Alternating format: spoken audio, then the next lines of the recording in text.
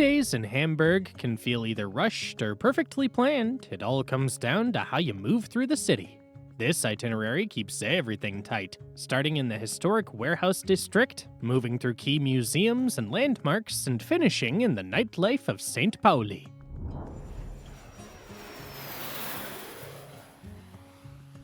I'll show you what's worth your time, what's not, and a few things you'll want to know before you get there.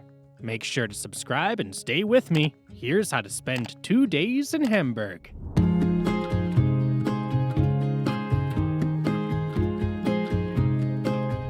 Day 1. Hamburg's waterfront, warehouses, and modern icons. Morning. Speicherstadt.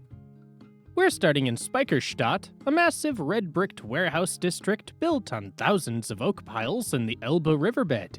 Between 1883 and 1927, Hamburg cleared out an entire neighborhood of 20,000 people to create this port-free zone for storing coffee, spices, and carpets without customs duties. After losing half the district to World War II air raids, the city rebuilt the area by 1967, and it also became a UNESCO World Heritage Site in 2015. Head to the bridges first for the best views of the warehouses reflected in the canals. You'll find Wasserschloss at the junction where the water splits. It's a castle-like building from 1905 that sits like a wedge between the canals. Standing on the bridge will give you a perfectly symmetrical shot of the gambles and copper towers framing the water on both sides. The district is compact, about 1.5 kilometers or just under 1 mile from end to end, so you can easily cross the whole area on foot. The layout is simple, with one bridge leading directly to the next warehouse block. Insider tip. Speicherstadt looks completely different after dark. The buildings get lit from below, the light reflects off the canals, and the streets empty out. If you're here in the evening, walk from the Rathaus U-Bahn through the district. It's quiet, almost ghostly, and the bells from the nearby St. Catharinen Church echo through the empty brick corridors. International Maritime Museum. Head inside the International Maritime Museum, which is housed in Speicher B, the oldest standing warehouse in the district, built back in 1878. It looks big from the canal, but once you're inside, the scale's actually pretty wild. There are 9 different floors, or decks as they call them, covering over 12,000 square meters or 129,000 square feet of space. It's packed with everything from early dugout canoes to massive modern shipping displays. You'll see more than 40,000 miniature ship models and an incredible collection of historical uniforms and navigation tools. Since the museum's so massive, I recommend picking a few specific decks to focus on so you don't hit a wall. Deck 2 is great for the history of sailing ships, while Deck 9 holds a massive collection of maritime art. Entry is around $19. Insider tip. If you want to see something truly unique, look for the model of the Queen Mary II made of pure gold on the first deck. It's worth over $1 million and is one of the few items in the museum that stays behind extra thick security glass. Speicherstadt Museum. Walk a few blocks over to the Speicherstadt Museum to see the actual gears of the district. This place skips the broad ocean history and dives into the daily grind of the workers who hauled coffee, cocoa, and spices through these buildings. It's housed inside an authentic 1888 warehouse where you can see the whole collection for $6 in about 30 minutes since everything's concentrated on one floor. You'll be walking right past the massive scales and hand hooks that were literal tools of the trade for over 100 years. Insider tip. Look for the metal sampling tools on the walls. The workers used these to punch holes in the sacks and snag a taste of the spices to check the quality without ever having to unbind the bags. Speicherstadt Coffee Roastery. For lunch, head over to the Speicherstadt Coffee Roastery, which sits right in the heart of the district. This is an active factory floor where the roasting machines hum constantly and the air is thick with the smell of fresh beans. I recommend the warm apple pie strudel with vanilla sauce. It's a classic local pick and pairs well with a fresh house roast.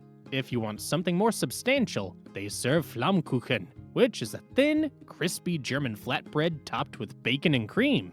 You can expect to spend about $18 for a solid lunch and a coffee. The place stays pretty busy, so don't be surprised if you end up sharing a long wooden table with some locals. Elbphilharmonie. Look up and you'll see a massive wave of shimmering glass rising out of the harbor.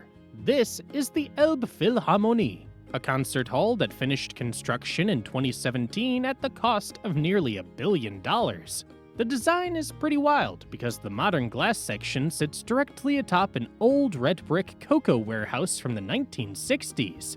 To get inside, you hop on an 80-meter or 260-foot curved escalator, the longest in Europe, which carries you up the plaza.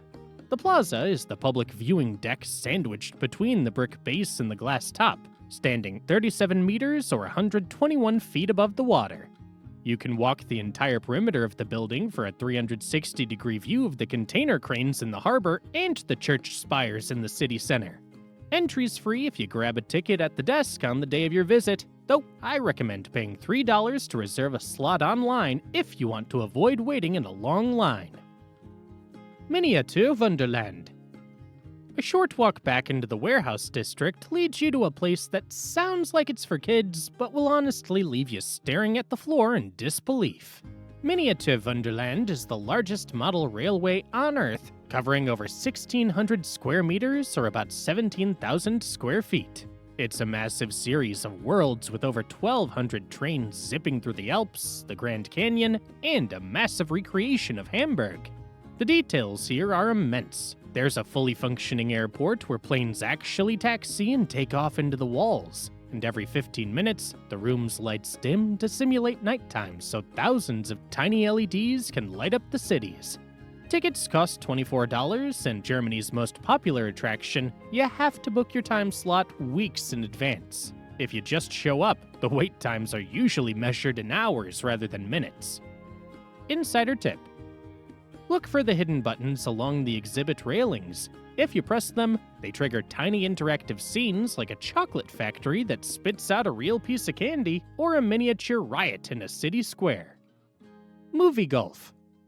Once you've had your fill of the tiny trains, head over to Movie Golf for something more playful. This is an indoor, glow-in-the-dark course where every one of the 18 holes is built around a different cinematic scene. You'll be putting your way through neon-lit sets that feel like a mashup of various Hollywood hits.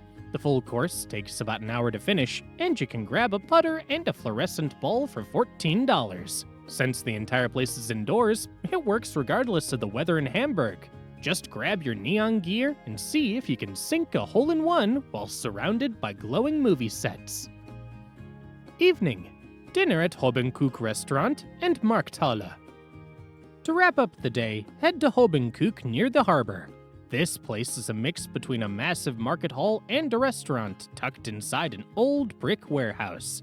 They source almost everything from regional producers around Hamburg, so you're eating exactly what's in season in northern Germany. I recommend checking out the chalkboard for the catch of the day or the Hobenköök Fahne, a seasonal pan fry featuring local meat or fish paired with whatever vegetables are freshest on the market shelves that morning. Most main dishes land between $24 and $36. The space has high ceilings and long wooden tables, so you can just pull up a chair and eat a great dinner in a loud, relaxed atmosphere. Day 2. Historic Hamburg and the energy of St. Pauli. Hamburg City Hall. For your second day, we're heading into the historic core to see a completely different side of Hamburg's personality. Start at the Rathaus, the city's main town hall that looks more like a palace than a government building. It was finished in 1897 after a fire leveled the old one, and the sheer scale is the first thing that hits you. The front is adorned with statues of 20 German emperors, and the central tower rises 112 meters or 367 feet into the sky. Walk through the main gates into the courtyard to find the Hygeia fountain, built to commemorate the 1892 cholera epidemic. If the doors are open, step into the lobby to see the massive sandstone pillars and the heavy, ornate ceilings. It's free to walk into the atrium, but if you want to see the grand ballroom and the government chambers, you can take a guided tour for $6. Alsterarkaden. From the square, walk directly into the Alsterarkaden. This is a row of white Venetian-style arches that run right along the canal, and it's a complete departure from the red brick warehouses you saw yesterday. The walkways are lined with high-end boutiques and jewelry shops, but the real draw is the view over the water. As you walk under the arches, you'll be right next to the swan-filled canal. It's a short stretch that leads you straight toward the main shopping district. Look for the small stairs leading down to the water level if you want to get a closer look at the canal boats passing by. This part of the city is all about the architecture and the views, so take a few minutes to walk the length of the arches before we head deeper into the old town. Insider tip. While you're walking through the Alsterarkaden, look for the entrance to the Melon Passage. This is the oldest shopping arcade in the city, and if you look up the ceilings, you'll see these incredible, original frescoes in stained glass from the turn of the century. Most people just rush past the storefronts, but it's a hidden gem that'll make you feel like you've stepped back into 19th century Hamburg. Old Town Streets. Leave the arches behind and dive into the winding energy of the Old Town. This is where you really see the city's different layers connect. Head straight for the Jungfernstieg, a wide promenade that sits right on the edge of the Binnenalster Lake. You'll see the massive Ulster fountain shooting water into the air, and it's a great spot to watch the white steamer boats docking at the pier. The area is usually buzzing with locals, so follow the flow of the crowd and keep an eye out for small side streets that duck away from the main shopping drags toward hidden canal views. Chilehaus. A short walk away stands a building that looks like it belongs in a dark, stylized movie. The Chilehaus, finished in 1924, is the crown jewel of brick expressionism. As you approach the eastern corner, the dark, shimmering bricks come together at a razor-sharp point that looks exactly like the bow of a massive ship cutting through the street. The merchant who built it made his fortune importing saltpeter from Chile, hence the name, and he clearly wanted to make a statement. You only need about 15 minutes here. It's all about capturing that specific angle where the architecture becomes a giant vessel. I recommend stepping into the inner courtyard for a moment to check out the decorative brickwork before you head off to find some food. The Club Kitchen Hamburg. When you're ready for a break from the heavier German fare, the Club Kitchen is the spot. This isn't a sit-down place for a 3-course meal. It's a bright, minimal space where the focus is on fast, vibrant bowls. I recommend the glass noodle bowl with pulled chicken or the salmon bowl. Both are staples here and loaded with fresh ginger and herbs. If you want to try something warm, the red curry is another solid choice. Most of these mains fall between $13 and $17. Since it's right in the city center and busy with the office crowd, you might have to snag a spot at a shared table, but the food will come out in under 10 minutes. St. Nikolai Memorial. The blackened skeletal spire of St. Nikolai serves as a gritty, haunting reminder of Hamburg's past. Once the tallest building in the world, the church was largely leveled during the World War II air raids and left intentionally unrestored as a memorial. It's a powerful, raw sight that stands in total contrast to the shiny office buildings nearby. For $7, you can hop in a glass elevator that carries you high into the hollowed-out tower. From up there, you're looking directly down into the ghost of the former church floor. Underneath the ruins, there's a museum that uses personal letters and photos to tell the story of the city's destruction. It's one of those spots that hits hard, but is well worth the 30 minutes to understand what the city has been through. St. Michaelis Church. If Nikolai is the shadow of Hamburg's history, the Michael is its heart. This is the city's most famous landmark, and the vibe inside is a total opposite of the typical moody cathedral. It's a massive, bright space filled with white marble and gold trim that feels surprisingly upbeat. It can hold over 2,000 people, and you'll usually find locals and travelers alike just soaking in the scale of the Baroque interior. The real win here is the $8 ticket to the observation deck at the top of the bell tower. You can take the stairs if you're feeling heroic, but there's a lift that zips you right up to the best 360-degree view of the harbor cranes and the Elbe River. Insider tip. If you're nearby at 10 a.m. or 9 p.m., keep your ears open. A solo trumpeter, the tower watchman, performs a chorale from the balcony in all 4 directions. It's a 300-year-old tradition that's still going strong every single day. Wallanlagen Park. The green belt of Wallanlagen Park follows the old zigzagging defensive walls that once protected the city. It feels great to trade the stone and brick of the city center for wide paths and quiet lakes. You'll see locals out for a run or lounging on the grass, and the walk works as a natural bridge between the historic core and the high-energy neighborhood up next. There aren't any monuments to check off here, so just enjoy the quiet for a few minutes before the city noise starts back up. St. Pauli and Reeperbahn. The atmosphere flips the second you hit St. Pauli. This district essentially never sleeps, and it's all centered around the Reeperbahn, a legendary mile of neon lights, theaters, and bars. It's loud, unapologetically gritty, and a massive departure from the polished streets of the old town.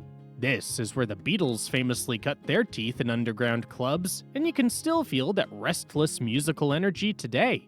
Even if you aren't staying out until sunrise, walking the main strip is an experience. You'll pass everything from historic spots like the St. Pauli Theater to tiny, hole-in-the-wall dive bars that have been there for decades.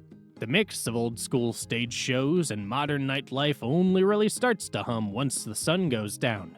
Grab a drink from the corner kiosk and soak in the unorganized chaos. It's the raw, unfiltered side of Hamburg you won't find anywhere else. Dinner in the city center. For dinner, head back toward the heart of the city for some of the best casual eats in town. Authentica is the move if you want Indian food that skips the heavy food coma vibes for something much fresher. Go straight for the butter chicken. It's incredibly consistent and hits that perfect balance of creamy and spicy. If you want a bit more of a kick, the lamb rogan josh is another winner. You're looking at about $16 to $22 for a main, and the energy in the room is always high. If you'd rather a quick, soul-warming bowl of noodles, hit Quan Do near the main station instead. It's a high-speed Vietnamese joint where the pho is the undisputed star and the broth is the real deal. Most mains here land between $13 and $19. Both spots are loud, casual, and perfect for showing up without a reservation to toast to a successful trip. Useful info for spending 2 days in Hamburg. Best time to visit Hamburg. The best time to visit Hamburg is from May through September. Daytime temperatures usually sit between 15 and 24 degrees Celsius, which is comfortable for walking the waterfront and exploring the city without dealing with consistent rain or cold wind. June through August give you longer daylight hours, which helps since many of the main areas like Speicherstadt and the harbor are best experienced on foot. Winter drops to around 0 to 5 degrees Celsius. It's quieter, but the weather's gray, windy, and days are short, so you'll rely more on the indoor stops. City airport tips. You'll arrive at Hamburg Airport, located about 9 kilometers or 5.5 miles from the city center. The easiest option is the S1 train, which runs directly from the airport to Hamburg Central Station. The ride takes 25 minutes and costs around $4 to $5. Trains run every 10 minutes, so timing's not an issue. Taxis are available, but they usually cost between $30 and $40 depending on traffic. Unless you have heavy luggage or arrive late at night, the train is the better option. Where to stay in Hamburg? For a short trip, stay around the city center or near Hamburg Central Station. This keeps you within walking distance of Old Town and provides direct connections to everywhere else. Hotels here usually range between $120 and $220 per night. If you want something more character-focused, look at Speicherstadt or Hafen City. You'll be closer to the waterfront and many of the main attractions, but prices are slightly higher, usually between $150 and $280. For nightlife and a more active atmosphere, St. Pauli is an option. It's louder and busier, but you'll be right next to bars and evening spots. Prices here vary wildly from budget stays around $100 to mid-range options around $180. How to get around Hamburg? Hamburg is easy to navigate, and most of the main areas are connected by public transport. The U-Bahn, S-Bahn, and buses all run frequently and are well integrated. A single ticket costs around $3 to $4, and a day pass is about $8 to $10, which is worth it if you're moving between neighborhoods more than once. The city is also very walkable, especially around Speicherstadt. Hafen City, and the Old Town. For short trips, walking is often faster than waiting for transport. One thing to keep in mind is the distance between districts. While each area is easy to walk within, moving between them can take time, so using public transport strategically saves energy. Where to eat in Hamburg?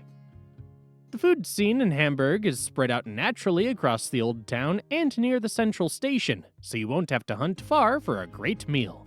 For a classic experience, head to Café Paris in the Old Town. It's set in a former butcher's hall from the 1880s with high-tiled walls and a constant buzz. I recommend the steak frite. It's the house specialty and hits the mark every time. Main dishes usually run between $22 and $35. It's a great choice for a sit-down meal that feels special without being stiff or overly formal. If you're near the central station, Quan Do is the local favorite for Vietnamese. The pho bo is the real deal, but the bun bo with lemongrass beef and peanuts is a winner if you want something without broth. Expect to pay between $14 and $19. It's fast and loud, which works well when you want high-quality food without wasting half the afternoon. For a fresh, plant-based alternative, check out Hobenköök in St. Pauli.